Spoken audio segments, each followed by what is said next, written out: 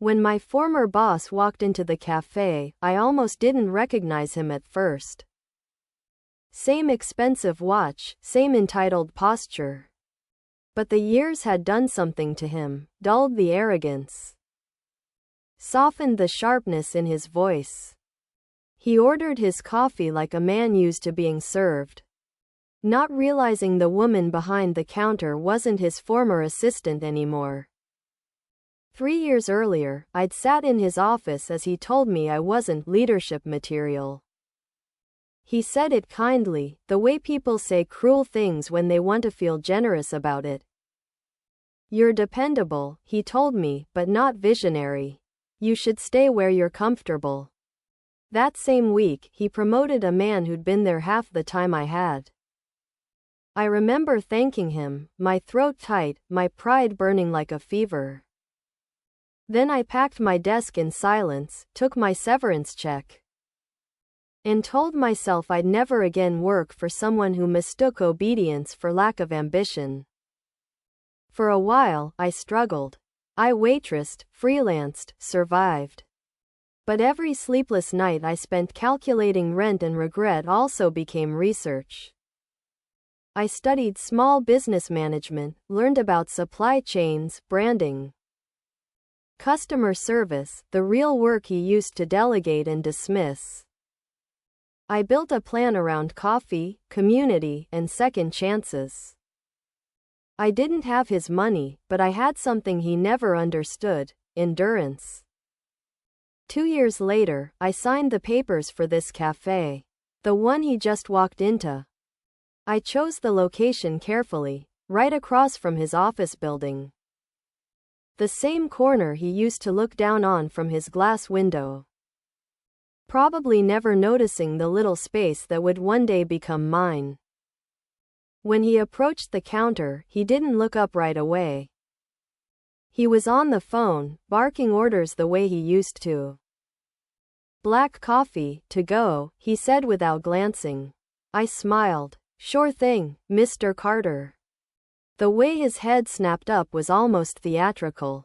"Wait, Lena?" he said, disbelief cracking through his voice.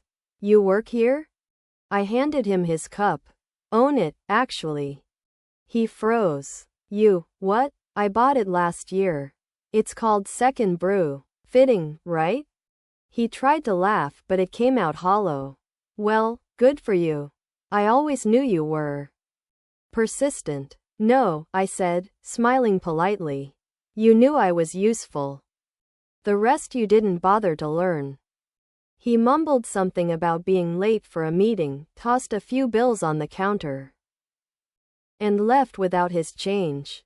From the window, I watched him cross the street toward the same office where he once told me my ideas lacked scale. Funny thing, though, every morning, his employees now line up outside my cafe for coffee before heading into his building. Sometimes revenge isn't about humiliation. It's about evolution. About letting time do the heavy lifting while you build quietly in the background. My former boss entered the cafe I work at. He didn't expect me to own it now. And the best part? I still serve him with a smile. After all, good service is what he trained me for.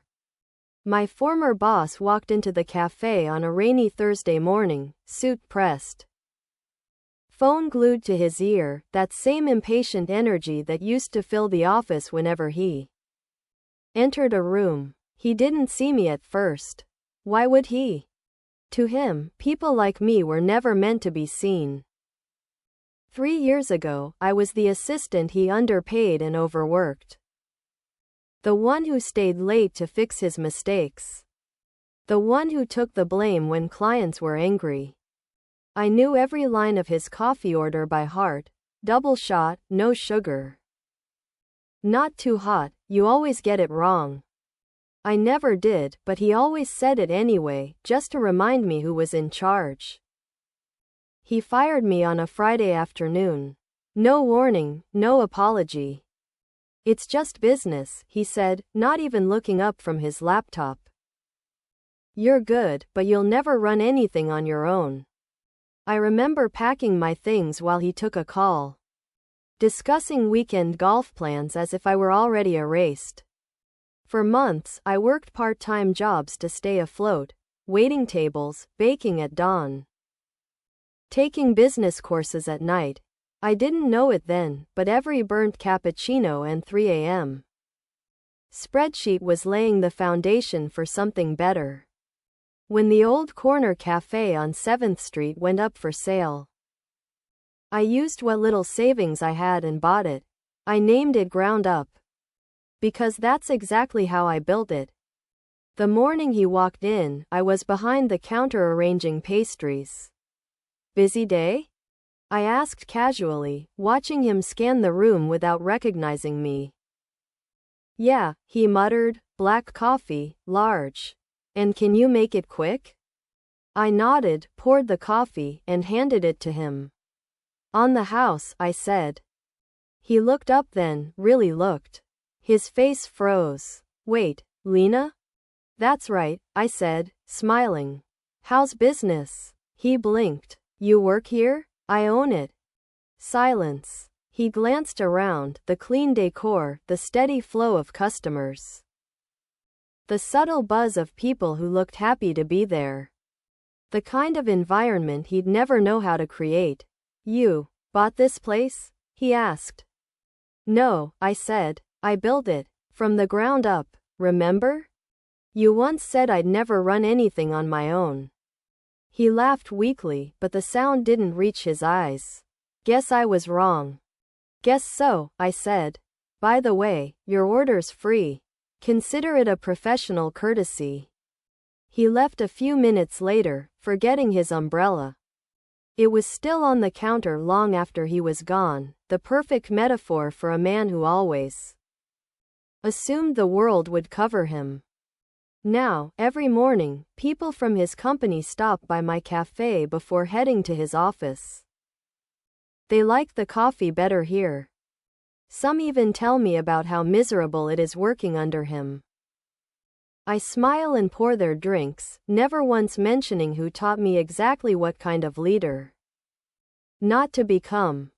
My former boss entered the cafe I work at. He didn't expect me to own it now. And maybe that's the sweetest part of success. When the people who underestimated you finally have to order from your counter. My former boss walked into the cafe on a gray morning. The kind that smelled like wet pavement and burnt ambition. He wore the same tailored suit, the same expression of mild superiority. Like the world was a meeting he was late to. He didn't recognize me at first. Why would he? In his world, people like me existed only in the margins, names on emails, faces behind effort. 3 years ago, I was his assistant. The one who showed up early, stayed late, and kept his empire from collapsing under his own ego. He used to say things like, "You've got potential, but not the kind that leads." When I asked about a promotion, he laughed. "You're better behind the scenes. You make other people look good. That's your gift." I smiled, said thank you, and went home that night and cried into my cheap dinner. 2 months later, he fired me. "It's a restructuring," he said, without looking up from his desk. "You'll land somewhere smaller. Somewhere that fits." I remember thinking, I'm not small. You just never saw me standing up. For a while, he was right, I did land somewhere smaller. I took a job in a cafe to survive. I scrubbed tables, burned coffee, learned humility and grit in equal doses. But every shift taught me something he never could. How to listen, how to build, how to lead. I learned how to run a business, not from spreadsheets, but from people. When the owner decided to sell, I used the savings I'd scraped together and bought the place. It was a risk, but freedom usually is. I repainted the walls, changed the name, added live music on weekends. Slowly, the cafe became a heartbeat. Regulars started calling me boss. The word used to sound foreign. Now it sounded like home. So when he walked in that morning, phone in hand, barking orders, it almost felt poetic. Black coffee, 2 sugars, he said without glancing up. And make it quick. I smiled. Of course, Mr. Daniels. He froze. Slowly, he looked up. Recognition hit like static. Lena? He said, blinking. You work here? Own it, I replied, placing the coffee on the counter. I bought it last year. His mouth opened, then closed. Oh, funny, right? I said lightly. You once told me I wasn't leadership material. Turns out, you were just bad at identifying it. He tried to chuckle. Well, good for you. It's nice to see you doing something. Something? I said, raising an eyebrow. You mean building something from scratch? Creating jobs? Serving half your office every morning? He went quiet. For the first time, he didn't have a clever reply.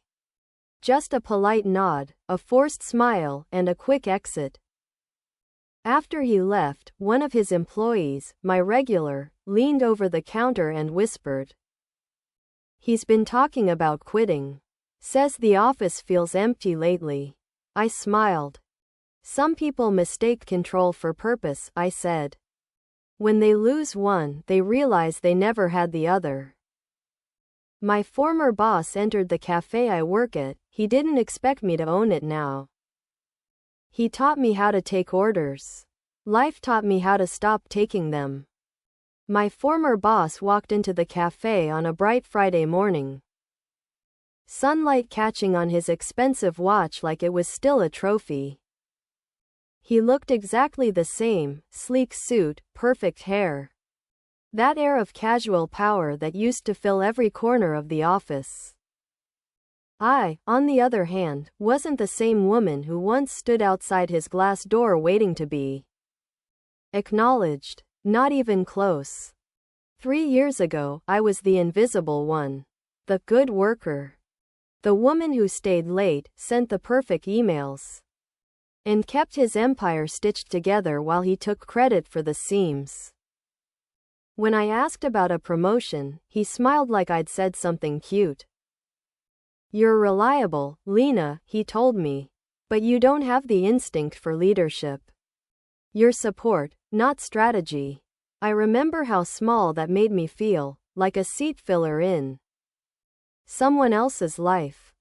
Then came the day he called me into his office. He didn't even look up when he said it. Restructuring, he explained, like that word could hide the fact that he was replacing me with someone half my age and half as competent. He offered me a handshake, a letter of recommendation, and the kind of pity only rich people have time to feel. I walked out quietly that day, but not broken. I took every skill I'd learned, organization, budgeting, management, and turned it inward. I spent a year working in coffee shops, learning from the inside how small businesses actually breathe. I took courses online, learned about marketing, branding, customer experience. When the cafe on 8th and Willow went up for sale, I signed the papers with money saved from 3 jobs and a lifetime of underestimation. Now it's mine. Ember and Oak, a name I chose because it meant something that endures. So when he walked in that morning, still barking into his phone, still believing the world was built to serve him, I almost laughed. He ordered without looking up. Black coffee. Large. No sugar. Coming right up, I said. When I handed him the cup, he finally looked at me and froze. Lena? Good morning, Mr.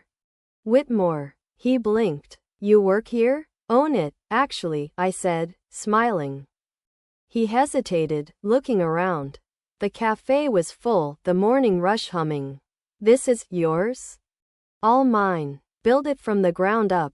Turns out I had some leadership instinct after all. He cleared his throat, the way people do when their pride is choking them. Congratulations. Really, I always knew you were. Capable. No, I said softly, you knew I was useful. There's a difference. He left his change on the counter, murmured a half-hearted goodbye, and disappeared into the crowd.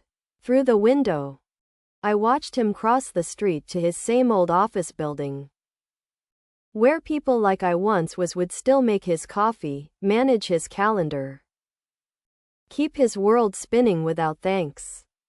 Every now and then, I see him again, sitting in the corner, staring at the baristas. Maybe wondering how I did it. The truth is simple, I stopped needing permission.